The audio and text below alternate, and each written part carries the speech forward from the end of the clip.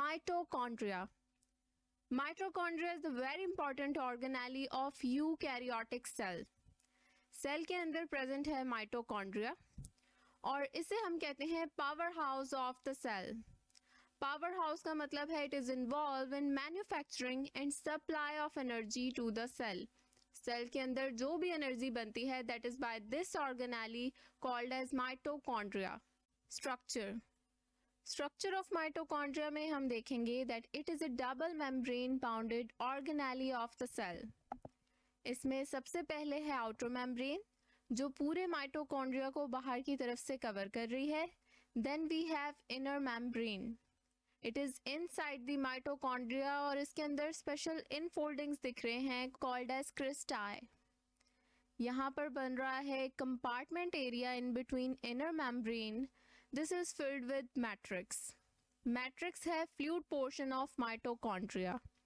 ये बेसिकली वो साइट है जहाँ बहुत से केमिकल रिएक्शन हम आगे स्टडी करने वाले हैं यहाँ पर हो रहे हैं.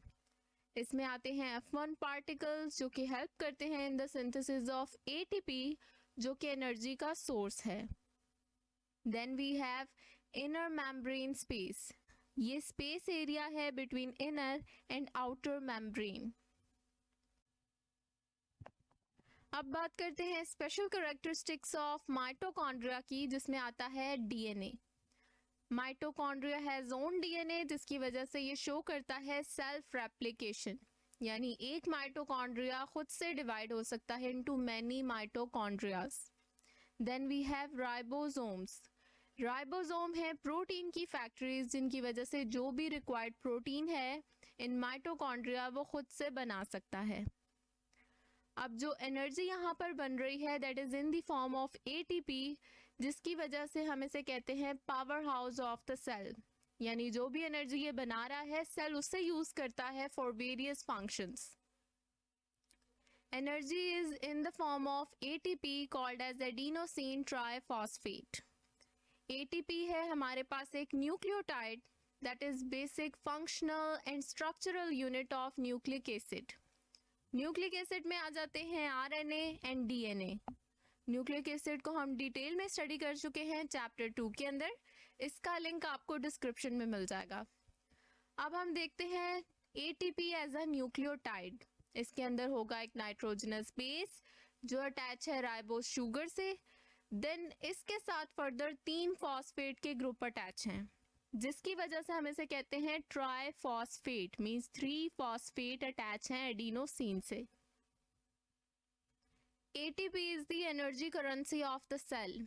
सेल जो एनर्जी यूज करता है that is in the form of ATP. Body के अंदर जो भी हम फूड सोर्स ले रहे हैं इन आवर डाइट उसकी मेटाबॉलिज्म होती है बाय डाइजेस्टिव सिस्टम. मेटाबॉलिज्म के अंदर हमने 2 टर्म डिस्कस किए थे, कैटाबॉलिज्म एंड एनाबॉलिज्म.